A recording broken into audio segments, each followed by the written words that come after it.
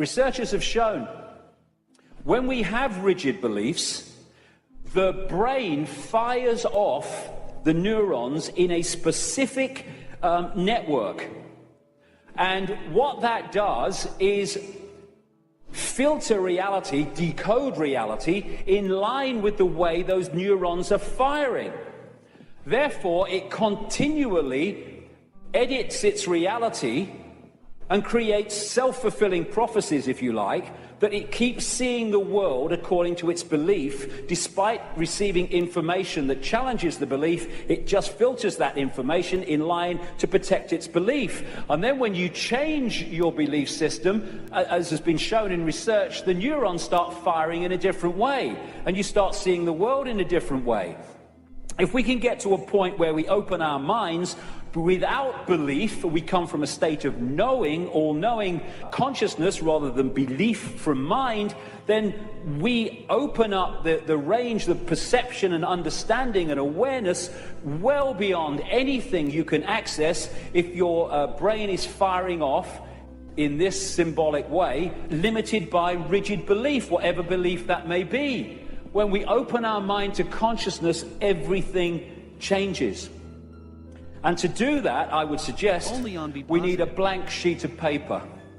You know, it's not about learning anything new. We're all knowing if we can access that level of ourselves. It's unlearning the programming that has kept us from that level of awareness that we truly are. And therefore, because we're dealing with all possibility, at the core of our being, that's what we are, we need a blank sheet of paper. All preconceived idea needs to go, all preconceived belief needs to go, and let information, intuitive knowing, decide what we think about things and feel about things rather than preconceived idea. It's not possible becomes, well, let's see if it's possible on the basis of the evidence, the basis of the information, the basis of how I feel. And then suddenly we're not saying, no, that's possible, I'm going to shut that out by reflex action. We're going to look at it. And when you do look at it, as I know from experience, what seems to be crazy to start with starts to take on very profound dimensions. Because we're all possibility. And if we're saying only this is possible, only that's not possible, we're not operating at the core of our being, which is all possibility. We are editing things, we are limiting ourselves, we are entering the realm of mind. And it's a time to choose, in many ways, between the head, the intellect, not that he doesn't have the part to play, it does, it being the governor, and the heart, knowing, intuition. What changed my life more than anything else was when I decided that if I was ever had a decision between going with my intuitive knowing, which we feel here, funnily enough, in the kind of heart chakra area, and my mind, I was going to go with my intuition. And it changed my life and has allowed me to follow this path, because there have been many times in the early days, not for a long time, but in the early days, when my head was going, you're going to say what? You're going to do what? You must be joking. And not in my lifetime. But I thought, no, I feel to do it. I went with it. And as a result, you follow this energetic path through intuitive knowing that's been laid out.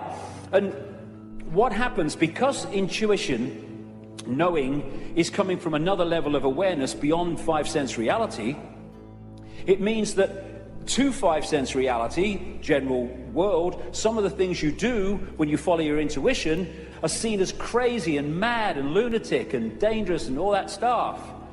But if you stick with it and you take what comes as a result of expressing your uniqueness and expressing your intuitive knowing, then eventually things happen, good things, great things sometimes, that happen not despite what you did and the reaction you got, but because of it. And then the mind, the intellect, looks at this and says, well, hold on a second. It might get you into trouble, but eventually it works out. And what happens then is your head and your heart, your knowing, your intuition come together. And the war stops. We become whole again. where mind serves consciousness instead of serving itself. And this is open to all of ours. But the first thing is what it is. It's to face the situation we're in, and then we can do something about it. First thing, to realize that up to this point, we have been slaves thinking we were free. And so the first stage is to acknowledge that, and when we do, we can do something about it because we're accepting what the situation is. The second thing is to choose freedom over slavery and be prepared to do what is necessary to achieve that freedom over slavery. And when we do that, and we mean it, there is a shift in our energy field. As that shift takes place, what I call only on Be Positive magnetic attraction, it's the energy field of the human body is an expression vibrationally of our state of being, mentally, emotionally, what we might call spiritually. And therefore, our state goes out as a vibrational field, and it draws in other vibrational fields that sync with it. We call these people, places, locations, ways of life, jobs, opportunities, or lack of them. So when this shift takes place, because we've said my intent is that I want freedom, I'm not going to be a slave anymore, I'll do what is necessary to understand who am I, where am I, suddenly this energy field shift takes place, and we start drawing in new people, places, locations, opportunities, etc., that are syncing with the new vibrational state as opposed to the old one. And at this point, and I experienced this big time in the public eye, we experience this shift as our lives falling apart. Partnerships may end. We may lose our job. We may change location. We may, like me, undergo massive ridicule. If we understand what's happening, the old energy field, the old you, the old intent, the old awareness was pulling in the old life. And then when it shifts, it's pulling in a very different expression of the new vibrational self. And that transitional period, when the shift takes place, the old life falls apart. But if you want to change your life, then the old life has to fall apart unless it serves the new one. So when we choose freedom, the transformation can be challenging. It's easier now because more and more people are going through it, and we're beginning to understand the process. I felt like this so many times.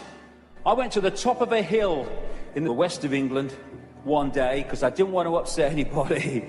I went to the top of this hill in the middle of nowhere, and I screamed my frustration out. But it was the old life breaking down so the new one can take over. It's time to know thyself. Not thyself that we've been told we are, but thyself which we really are. This self, everything from the beginning, my birth, my ancestors, my children, my wife, everything comes together simultaneously. I saw everything about me, about everyone who was around me. I saw everything they were thinking now, what they thought then, what was happening before, what was happening now. There is no time, there is no sequence of events, no such thing as limitation of distance, of period of time, of place. I could be anywhere I wanted to simultaneously. That's who we are. And that's what the control system has tried to keep from us. Now, the way to go most powerfully with this change is to stop identifying who we are with what we are told we are, little me. To stop looking in the mirror and thinking that reflection is me, it's all I am. And looking at ourselves under the microscope, that's who I am. And bringing our point of observation from I am David Icke, a personality born in Leicester, England in 1952, to I am infinite consciousness, all that is, has been, and ever will be, can be, all possibility, infinite love, having an experience through this lens into this reality that they call David Icke. And again, once we take this observation, there is a fantastic shift in our energy field. Only on Be Positive. And we break up these densities that are holding us in mental and emotional servitude.